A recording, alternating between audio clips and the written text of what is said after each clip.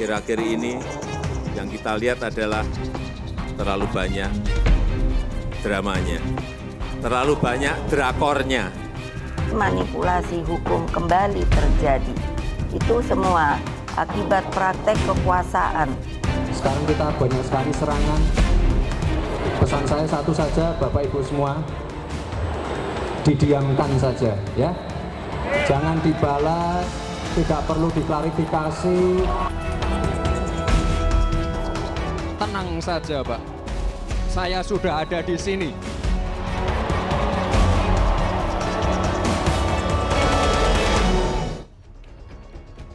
Terima kasih Anda masih bersama kami di Political Show dan masuk ke persoalan nepotisme dan juga kecurangan pemilu ya. Ini menarik. Sebelum saya kasih kesempatan ke Bang Egy, tapi nggak apa deh, saya kasih kesempatan dulu ke Bang Egy. Iya, saya summary nih karena tadi ada tugas dari Gus Coy ternyata. Satu itu tadi ingin mengatakan ada panggung depan, panggung belakang. Yang kedua itu ingin mengatakan posisinya sebelum 16 Oktober sampai 25 Oktober gimana ya. Yang ketiga kemudian how far can you go. Anda maunya seperti apa? Mau ngomong langsung apa tahu nggak enak, saya masih punya hubungan baik dengan Pak Jokowi dan lain-lain. Yang keempat, seberapa besar peranan-peranan itu, play rolling itu ya, role playing itu dilakukan. Kemudian tadi survei-survei, ada persuasi publik. Nah, saya mau masuk yang ke-6. 6 itu mengatakan begini, apa yang membedakan ketika konsep KKN ini diproses di 98 dengan sekarang gitu ya. Nepotisme itu soal paman-pamanan loh, kalau asal katanya kan. Oh, paman-pamanan ya? Iya, iya. Tapi apa yang membuat itu beda dengan 98? Harus diakui persoalan ekonomi.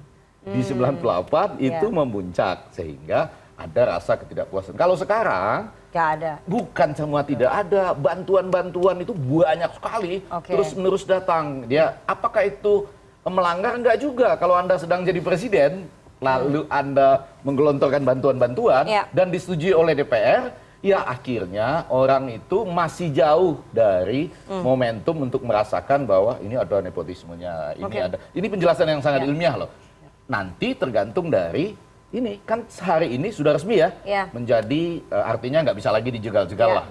Yang amin nggak bisa dijegal. Bu Pendi, pengertian nepotisme apa sih? Apanya? Nepotisme apa sih? Iya, bagian dari pembuatan keputusan yang berdasarkan kepada kepentingan pribadi pada awalnya dulu. Nah, yang membuat keputusan siapa? Gimana? Yang membuat keputusan siapa?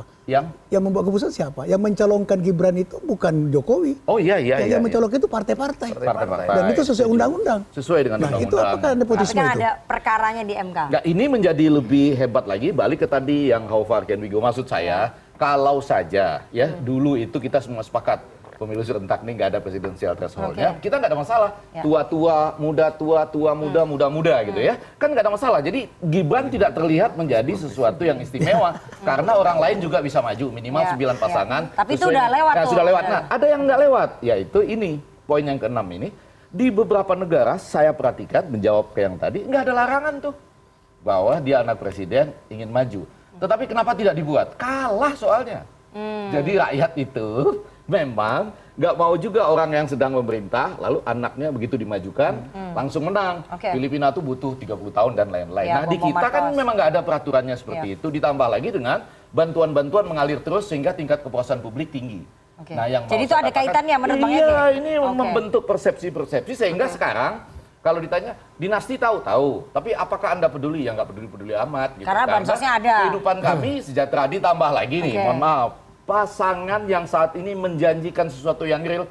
Coba ya kalau nanti ini Prabowo Gibran jadi dalam konteks kampanyenya di samping ini ya adil makmur untuk semua gitu ya. Mereka ini coba terbayang nggak Anda? Ibunya 1 kali makan siang per hari. Anaknya semua yang sekolah 1 kali juga makan bergizi sehari. Tinggal bapaknya doang yang harus cari makan sendiri. Nah ini semua bergabung jadi satu ditambah dengan unsur gemoy-gemoyan lah gitu. Ini yang menjelaskan kita pada hari ini pada poin ke-6 tadi. Sebentar, saya mau ke Bang Noel dulu. Bang Noel, bahwa praktik KKN, nepotisme terutama itu dialamatkan kepada paslon Anda. Paslon Prabowo Gibran, ini bagaimana? Dan semuanya ada kaitannya tuh. Membentuk persepsi publik, bansos, dan nggak berasa tuh. Nggak berasa? Jadi saya mau ngomentarin kalau yang nggak saya rasa ngapain. Apapun serangannya saya yang jelas gini, kita hanya fokus pada bagaimana merebut hati rakyat lah. Karena kita tidak mau orkestrasi yang diciptakan hari ini, malah menurut saya malah tidak produktif lagi. Kita mau menghadapi 2024, apalagi tadi disampaikan, ya secara etik benar lah ya, kita setuju, sepakat, jangan sampai ke depan itu mendapatkan pemimpin yang kecenderungannya melakukan yang namanya kejahatan terhadap demokrasi. Bu Mega punya komitmen agar Republik ini lepas dari bayang-bayang otoritarianisme lah ya.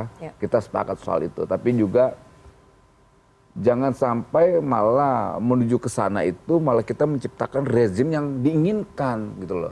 Otoritarian itu. Kita kan mau bicara tentang gagasan. Yuk apa sih tawaran misalnya dari Anies, kemudian dari Ganjar, soal ke depan. Ya udah bicarain aja soal ke depan itu. Apalagi PDIP itu kan partai besar. Biasanya kalau partai besar, partai ideologis bicara hanya hal-hal yang besar. Bicara hal yang Tapi yang bicara soal nepotisme bukan hanya PDI Perjuangan nih, koalisi masyarakat sipil, sampai kemarin ada majelis permusyawaratan Rembang. Semua dan ini para guru besar. Kita sepakat yang namanya KKN itu harus jadi musuh bersama.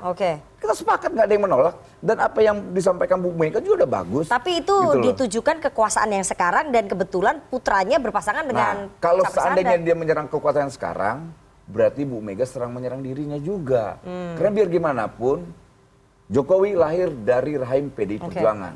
Pertama itu. Kedua, wakil presiden yang hari ini ada, itu di dalam rezimnya Pak Jokowi. Pertama itu. Kedua, Menteri Hukum dan HAM itu kader PDIP. Kritik dong. Jadi biar fair, jangan seperti apa ya gitu ya. Mendulang air kena mukanya sendiri. Itu kan tidak. Playing victim maksud Anda? Begitu. Artinya udah ya, kita bicara tentang gagasannya ke depan itu lebih apa? Lebih punya nilai di mata rakyat, karena rakyat kan butuh harapan hari ini, gitu. Kalaupun mau seperti apa terserah lah. Saya juga tetap menghormati misalnya kayak kritik-kritik yang disampaikan Bu Mega. Bu Mega ini tetap menjadi ikon lah menurut kita sebagai tokoh perempuan. Mas Anies juga anak muda yang punya gagasan yang cukup bagus. Mas Ganjar juga. Pak Prabowo menyampaikan berkali-kali, Mas Ganjar, Mas Anies adalah merah putih. Jangan ada satupun di antara kita harus hancur gara-gara perbedaan. Itu dong. Pemimpin itu harus menawarkan hal-hal yang positif. Jangan nyerang pegel kita. Pemimpin itu harus memberikan hal-hal yang positif, jangan nyerang-nyerang, termasuk pernyataannya Bu Mega. Gimana, Bu? Siapa yang menafsirkan serang menyerang tadi? Tadi kan kalau menurut Bang Ege itu pernyataannya keras. Apa yang disampaikan Mega? Tajam. Iya, itu hak dia lah mengatakan itu. Dan dia punya alasan kuat untuk menyampaikan itu. Itu aja. Dan kekhawatiran dia, perasaan dia, atau pandangan dia, saya pikir sah-sah aja. Dia sebagai bukan saja ketua umum partai, dia juga terlibat dari awal waktu membuat MK gitu loh. Ini bentuk kegelisahan begitu ya? Iya. Dan dia tidak bisa bayangkan ada ketua MK kemudian diberhentikan karena melakukan pelanggaran etik berat gitu loh. Itu jadi nggak usah ditafsiri aneh-aneh gitu loh. Saya akan putarkan ya pernyataan dari ketua umumnya Gus Coy ini, menarik sekali di HUT Nasdem kemarin. Ini bentuk sindiran nggak sebetulnya? Karena ini cukup keras dikeluarkan oleh seorang Surya Paloh. Kita dengarkan pernyataan ini. Tentu saya berpikir dalam hati saya, pantas nggak dia untuk jadi calon wapres? Walaupun saya punya kesempatan untuk mencalonkan dia, tapi saya pikir pantas enggak? Saya berharap ada suatu proses yang akan dan harus dia lakukan hingga mengakibatkan dia akan jauh lebih matang, mengalami proses jatuh bangun, membuat dirinya akan tegar, kuat, bagaikan anak elang yang bisa terbang hebat ke atas nanti. Oke, itu tadi pernyataannya Pak Surya Paloh. Saya langsung putarkan deh nih. Kita masuk ke dalam kecurangan ya. Pernyataan Ibu Megawati Soekarno Putri soal kekhawatiran ada kecurangan. Saya putarkan dulu.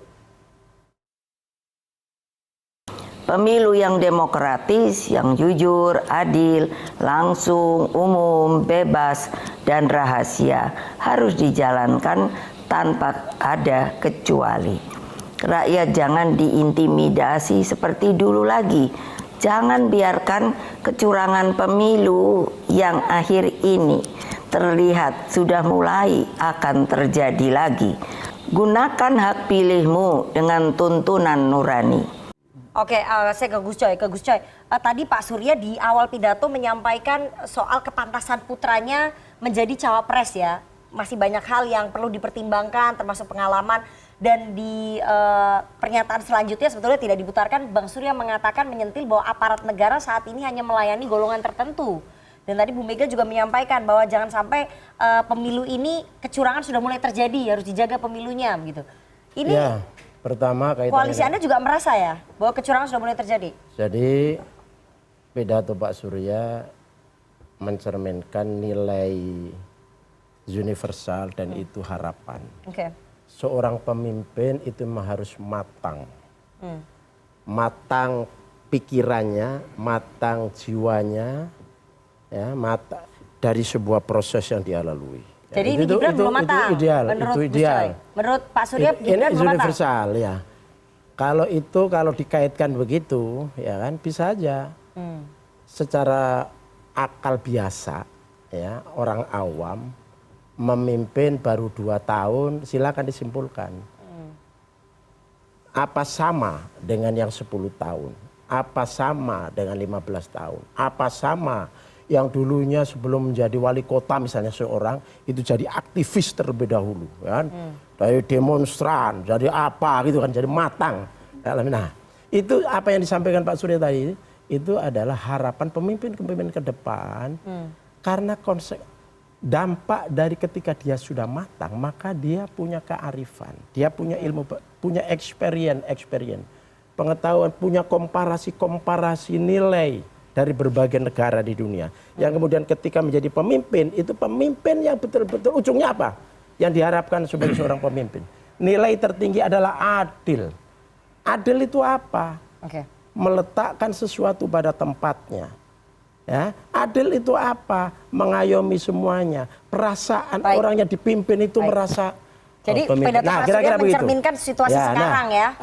Ada pun apa yang disampaikan Bu Mega, saya kira itu harapan kita semua. Dari koalisi Anda merasa nggak bahwa kecurangan sudah mulai terjadi? Pemimpin memang harus netral dan sesuai dengan janji Pak Jokowi. Kenapa memang harus netral. Kalau kecurangan itu, apa yang terjadi di Bali, baliho Ganjar? Kemarin di Pematang Siantar, ada dokumennya lengkap. Itu apa yang dikatakan Mega benar, sudah mulai ada kelihatan indikasi-indikasi kecurangan. Kenapa Ganjar punya diapakan? Jangan-jangan bukan indikasi lagi, sudah fakta. Iya, sudah fakta. Ini gitu loh. koalisi perubahan sama koalisinya agama kayaknya udah mulai satu suara ini. Ini kan cerita.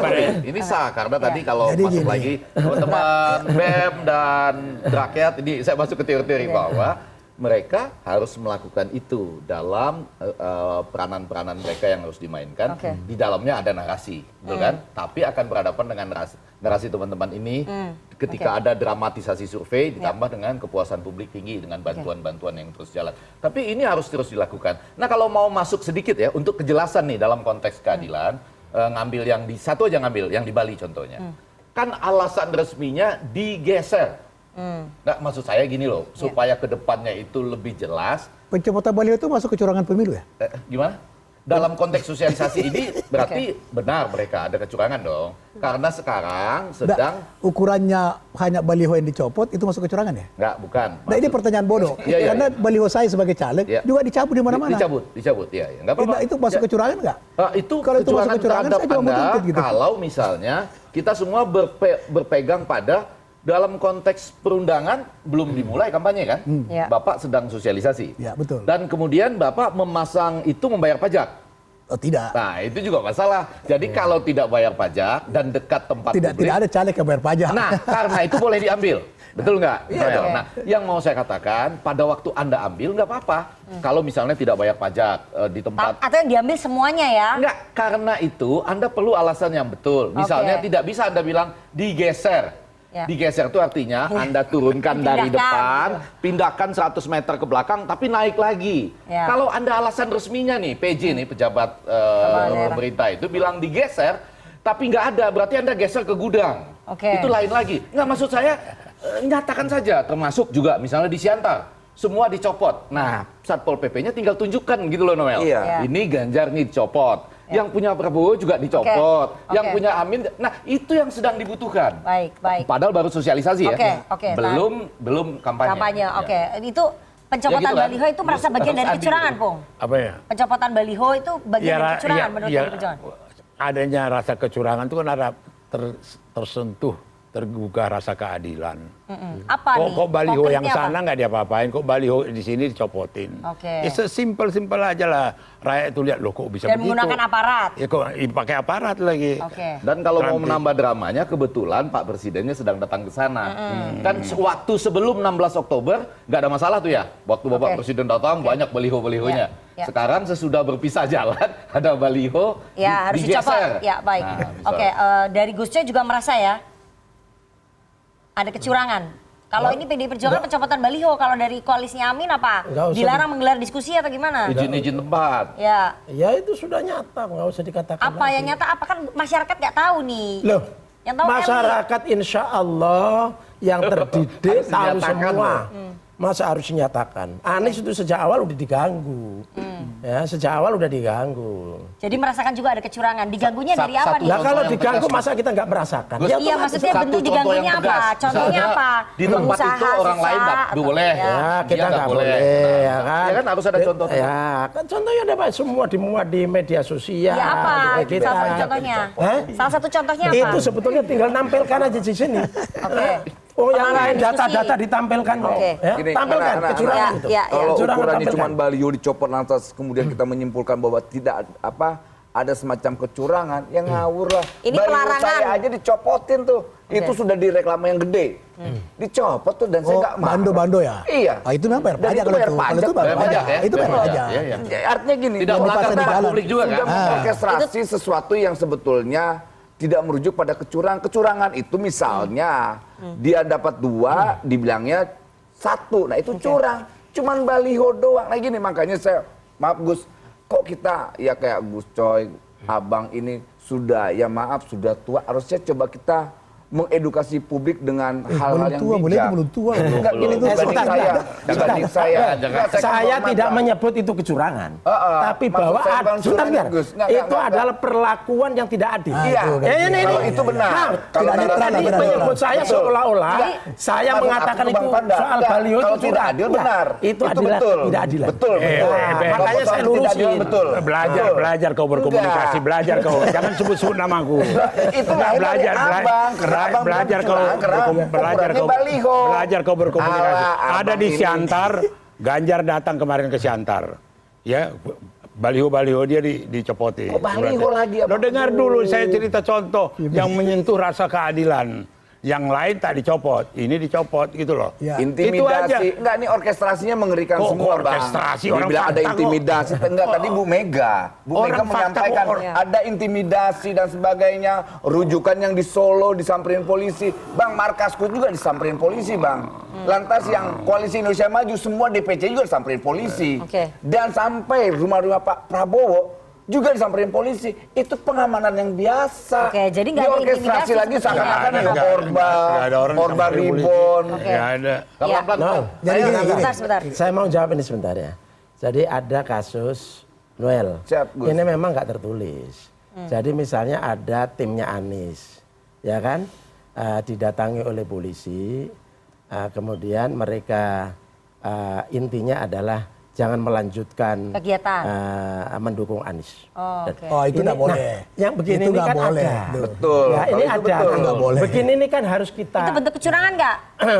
Oh, tapi bukan Ini soal kecurangan. Itu nggak boleh intimidasi. dibahas. Ini nggak boleh. Intimidasi. Oke. Karena ini kan Kita sepakat soal satu itu. ya kan tentara atau polisi Harus kan tidak netral. boleh terlibat Ya, pada ya. begini ini. Sepakat, ya kan itu, ya. Gus, betul. Jadi yang begini ini Bu Mega menurut saya nih menggunakan narasi tidak curang dan segala macam itu sebetulnya maksudnya adalah jangan sampai aparatur dan segala macam ini ikut mendukung ya. Ini ada fenomena tidak adil. Nanti ujungnya adalah Gus tidak Coy, curang kebetulan gitu loh. namanya sama. Tadi saya sempat cek Kamus Besar Bahasa Indonesia. Ya persis. Kecurangan itu tidak lurus hati, tidak jujur, tidak adil. Oh, itu maksudnya sama ya? Sama. Tidak jujur, tidak lurus hati, tidak adil. Itu sama aja curang. Ini, saya mau mengomentari. Nggak, supaya lurus saja nih Gus yang sama-sama namanya. Gimana Bang Nurdin, silakan. Saya mau memutarkan pernyataan mengomentari Gibran. pernyataan dua tokoh kita. Ya. Ya. Bang Surya pernyataannya sangat bagus. Ya. Bukan bermaksud muji, begini. Tapi ada perbedaan antara Bang Surya dengan Pak Jokowi. Bang Surya adalah seorang ketua umum.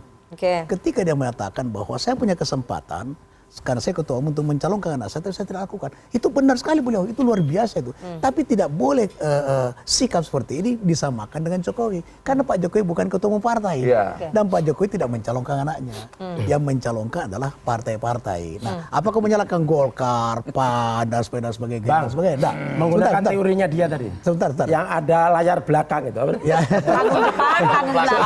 Ini panggung belakangnya ini yang mempengaruhi panggung depan. Panggung depannya bebas, panggung belakangnya ke kanan. Sebentar. Pak Jokowi tidak memberikan Oke, lihat dari panggung tapi yang belakang. saya mau komentari yang sangat baik adalah pernyataan Ibu Mega soal antisipasi kecurangan. Semua kita ini mengharapkan pemilu, pilpres yang jujur, rahasia, adil, transparan dan berkualitas. Semua kita mengharapkan itu. Nah, oleh karena itu sebenarnya ini bukan persoalan yang susah. Sekali lagi saya ingin Bapak mohon maaf bahwa Pak Jokowi itu adalah petugas partai. Dia adalah kader PDIP. Jadi kalau ada indikasi bahwa kekuasaan ini akan digunakan untuk berbuat curang, tinggal panggil. Tinggal diluruskan. Panggil. Dilempar lagi ke Iya, dilempar lagi. Itu maksud saya. Sekarang yang bukan kalau ini itu Bu setuju, Mega. Bang. Setuju, harus Setuju kan? dipanggil. Bu Mega harus manggil. Anak buahnya yang dianggap tidak adil, tidak jujur akan melakukan manipulasi atau mendukung calon tertentu harus dipanggil. Ada panggil. Kita lihat tuh nanti keberanian dari PD Perjuangan. Saya mau putarkan ya, ini pernyataan Mas Gibran Raka Buming Raka menanggapi berbagai serangan fitnah, kayaknya santuy aja nih, kita dengerin ya. Senyum saja. Baca media cetak, media sosial, sekarang kita banyak sekali serangan. Pesan saya satu saja, Bapak Ibu semua, didiamkan saja ya. Jangan dibalas, tidak perlu diklarifikasi, tidak perlu dibahas dengan fitnah. Di pemilu 2024? Ya dilaporkan aja, misalnya ke Bawaslu atau apa, misalnya ada kecurangan atau apapun itulah ya. Bang Ege, bagaimana kemudian Anda melihat ini respon dari seorang Gibran Raka Buming Raka yang tampaknya santai sekali, nggak mau menanggapi, nggak mau terlibat dalam perang narasi, ini sangat percaya diri sekali gitu. Karena saya mau mengatakan 13 November ini sudah jelas, tiga-tiganya boleh maju. Sekarang pertarungannya masuk ke wilayah itu, narasi. Jadi seperti ada narasi kecurangan atau ketidakadilan. Maka dua yang akan muncul. Yang satu akan mengatakan, oh Anda playing victim loh. Ya kan belum ada kampanye. Yang satu lagi mengatakan sebaliknya, ini sudah ada tanda-tanda begitu ya. Nah, balik ke soal yang ini, saya melihat Gibran ini ikut dalam ini. Menarik sekali ya, sebuah perubahan. Pada awalnya memang cocoknya untuk wali kota saja. Nanti aja dulu, saya enggak tahu. Enggak mikir, hampir sama seperti ayahandanya ya. Tapi kemudian ini mau diangkat ke wilayah presidensi. Walaupun wakil presiden itu wilayah presidensi namanya. Nah, sebagian mengatakan enggak bisa ini gitu ya.